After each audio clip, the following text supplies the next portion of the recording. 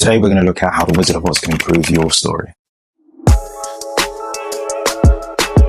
We learn through others, whether that's taking our first steps or writing a story. We look at people and ideas that have come before us and watch and imitate and understand and imitate. And when it comes to writing and fiction writing, I study authors, read grammar, style, structure of books and stories, listen to other writers and discuss writing with my peers. But one area of study that helps and has helped me understand plot and story / protagonist journey has been films. Quick caveat, plot and story aren't the same thing. You'll hear me using both and I want to make a clear distinction between them. Save the Cat writes a novel by Jessica Brody has a really good distinction between the two of them. She says that plot is what happens, the events, and story is the internal journey of the protagonist or protagonists. Can you see the difference? One's events, one's the internal journey. And the best films have elements that weave both plot and story together. And I use those elements from my own stories. Now, as you can guess from the title, there's one specific film I think does it best in terms of understanding story and plot and ultimately improving your stories is The Wizard of Oz. The 1939 film version, the book is completely different. It's still good, but I think it's a rare case of film being better than the book. Don't shoot me. But let's get into it. I'm going to break down 7 ways you can use The Wizard of Oz to help you with your stories.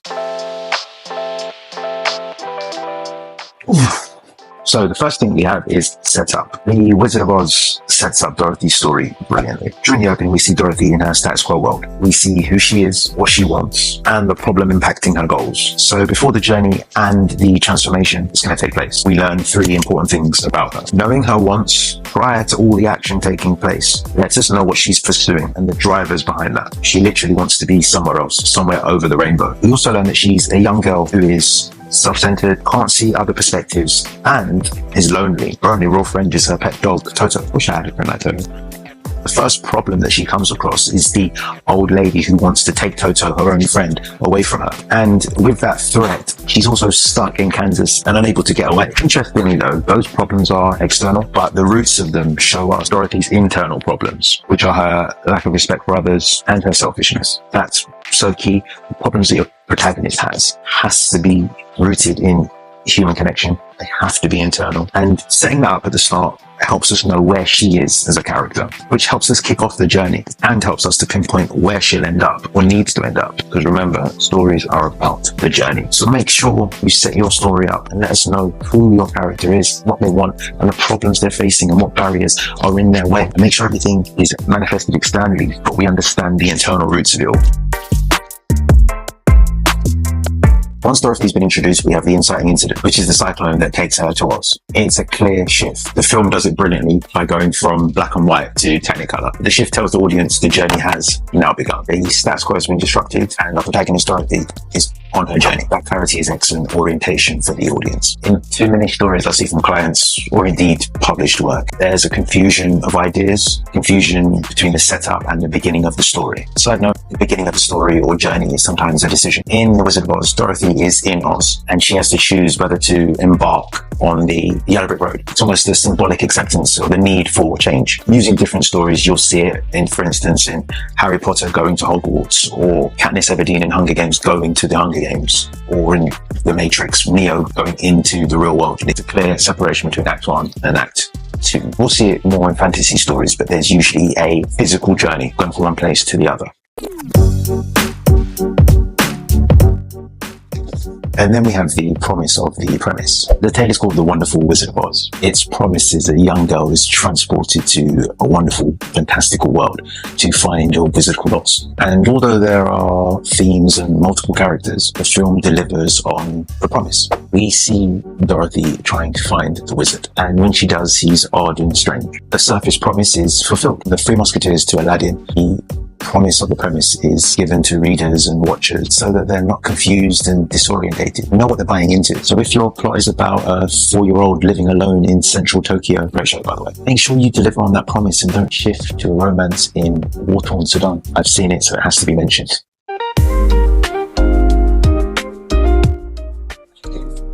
As I mentioned during the opening, plot equals events. Story equals the internal journey of your protagonist. Now, in Wizard of Oz, all the events have direct impact on Dorothy's internal journey. For example, the cyclone takes her from her home and she realizes she has to return home to her aunt and family. If not, she'll be worried about her. And Dorothy thinking about others is a lesson that she has to learn on her journey. And therefore the cyclone is the beginning of that realization of, or understanding rather, of her having empathy for others. Dorothy making enemies with the Wicked Witch. She has to work and strive for what she wants. And that sort of working Dorothy and someone striving isn't the Dorothy we meet at the start. She's very kind of doesn't want to be involved, work shy, things like that. And meeting of the other characters, the Tin Man, the Cowardly Lion, the Scarecrow, it's another opportunity or another chance for her to think about others and escape that self-centered box that she's in at the start of the story.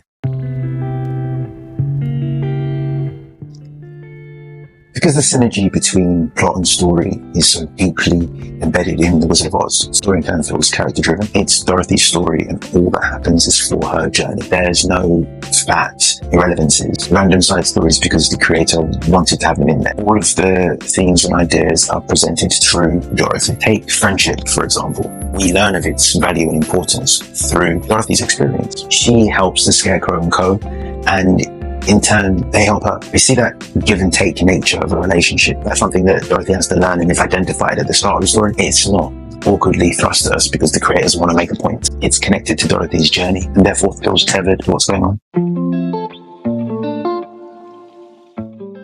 So, as I've said, the stories are about the journey. Characters going from point A to point B. In Wizard of Oz, through the clear opening and sharing with the audience who she is, we're able to see a transformation, but also, more importantly, chart it. She's a near plattish figure at the start, but through the plot changes into someone who is appreciative of what she has and those around her. She literally goes from being someone who wants to be over the rainbow and away from where she is to being someone who wants to stay at home because there's no place like home. And that learning is, as I've said, rooted in human connection. It's internal. Dorothy has consistent challenges.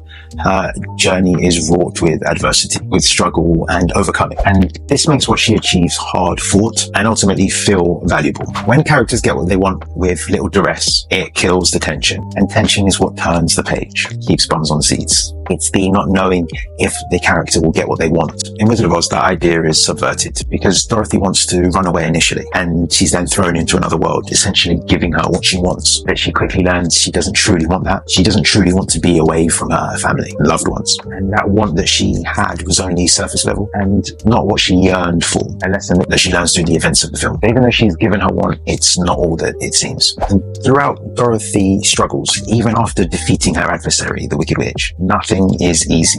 Nothing. That's the great message the film creates. So important. Never give your protagonists what they want. Make them earn it through mistakes, trial and error. So they're my points on how The Wizard of Oz can help you improve your stories. Let me know which ones you specifically struggle with, and I may dive deeper into one of those areas. I'm always up for a discussion. But as always, see you in the next video.